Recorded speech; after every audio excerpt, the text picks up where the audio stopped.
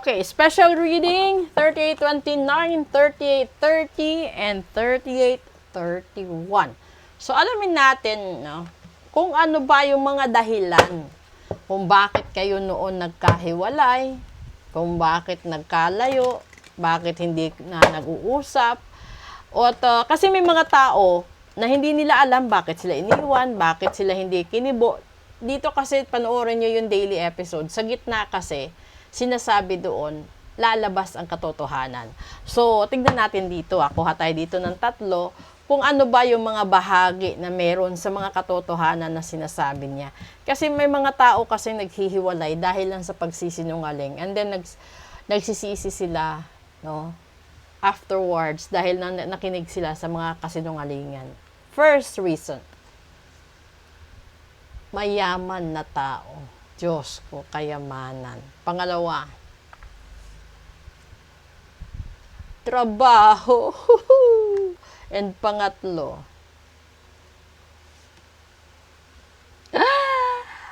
alaala.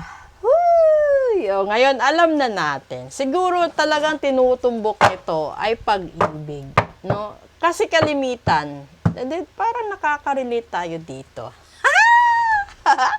Alam niyo kung bakit ako natawa? Kasi, di ba? May mga clients kasi ako, no, na hindi naman siguro nila talaga plano, no, na magmahal ng iba. Pero sa trabaho, nakakatagpo sila ng isa pang tao. And this person is mas mayaman. No? Kung ikaw yung lalaki, nakatagpo ka ng mas mayamang babae at na-in-love ka doon. Pero alam mo na may tao din na nag-iisip sa'yo, posible girlfriend mo ito, live-in mo, posible asawa mo. Pero ito yung dahilan. 'Di ba? Kasi dito nangyayari yon. Alam nyo yung kalimitan na kwento ng Pilipino. No? May childhood friend ka. So, ipagpalagay natin, ito yung childhood friend mo. And then, nag-aral ka, dumating sa punto na kailangan yung maghiwalay ng paaralan kasi yung isa hindi afford yung school kung saan ka nag-aaral. And then, ando doon yung mga pagsubok na kailangan yung magkita kahit magkalayo kayo hanggang sa dumating sa punto na kailangan mong magtrabaho dahil hindi ganon kaganda ang takbo ng buhay nyo dahil mahirap ang buhay. Alam nyo yung nag-overseas ka, no? May naiwan ka kasi mahal mo, syempre, mahalaga sa'yo.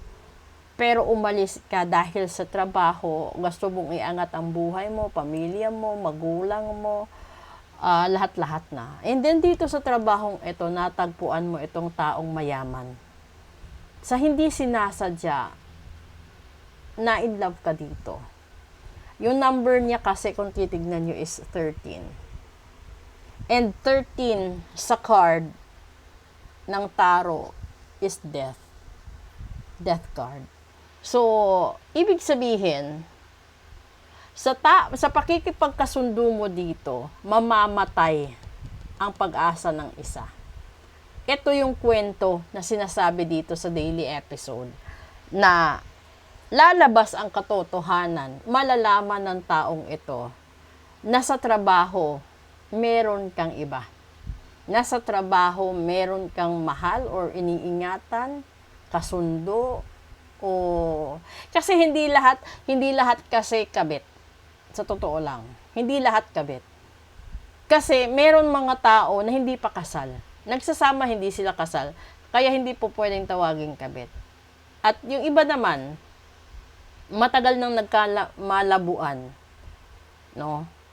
Gustong hiwalayan ng isa, ayaw makipaghiwalay ng isa, tapos kapag nakahanap ng iba, tatawaging kabit, which is wrong. Yan yung gusto kong i-straighten out dito sa katotohanan na ito. It is your choice to stay sa taong ayaw na sa'yo. So, kung pinagbigyan ka na manatili ka sa buhay niya, kahit ayaw na niya sa'yo, huwag mong tawaging kabit yung natagpuan niya. Dahil bago siya nakipag-commit dito, alam na niya, minsan may problema din kayo. So, darating ang tamang panahon kung kailan siguro maging mature na ang lahat, nag-heal na ang lahat, at saka ito mai-explain. Kasi nasa gitna, iisang tao. Halimbawa, ito iisang lalaki, dalawang babae. Kung ito'y babae, dalawang lalaki. Ganon din sa LGBT. 'Di ba? Kung ito'y dalawang bakla, straight na lalaki. Kung ito'y dalawang tomboy, straight na babae. Ganon. So, sa buhay kasi natin, ganito yung sitwasyon. No? Kung ikaw yung tipo, halimbawa, diretso na natin ito. Ikaw yung kasal, ikaw yung legal. Pero ayaw na sa'yo nung husband mo or nung wife mo. So, nagsasama kayo alang-alang sa mga anak ninyo. Pero alam mo, matagal na siyang gusto makipaghiwalay sa'yo. At alam mo din na matamlay na ang lahat. Ginagawa lang niya siguro yon para pagbigyan ka sa mata ng mga anak mo. Pero, literally, hindi na siya ganoon. Alam mo, hindi na siya ganoon ka-natural sa'yo. Yung parang, iba na kasi yung takbo ng buhay na may lamat. Iba din yung takbo ng buhay na parang patay malisya na lang. So, kung ayaw mo na lumala ang isang sitwasyon, kapag ang taong itong nasa gitna ay magmahal ng iba,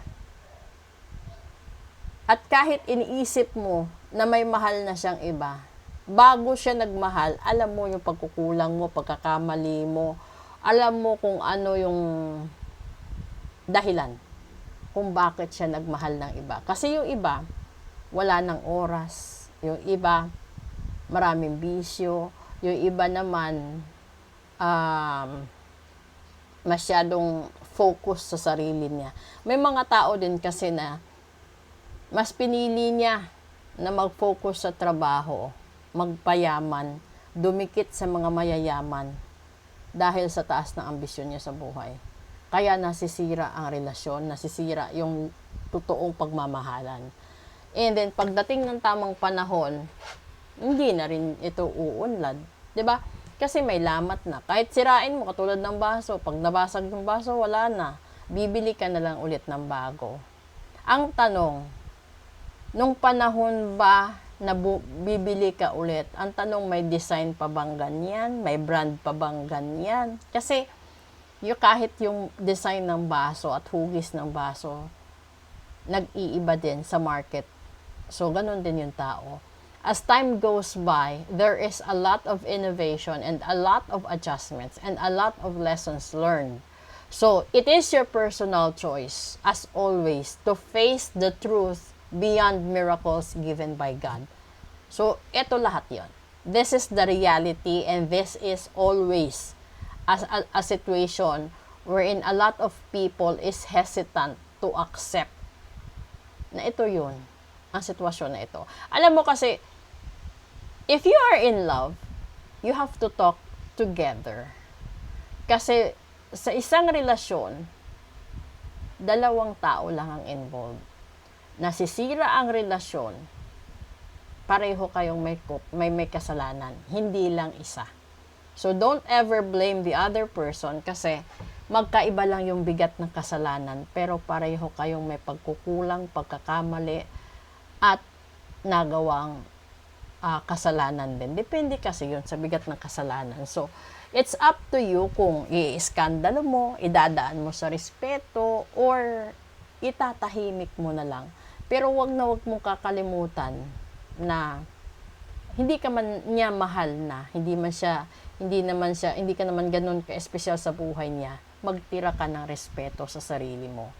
Na kahit man lang respeto, kung ayaw na niya sa'yo, di wag. Ganun lang yon. Okay? So let's proceed with English episode at maraming salamat po sa inyong lahat.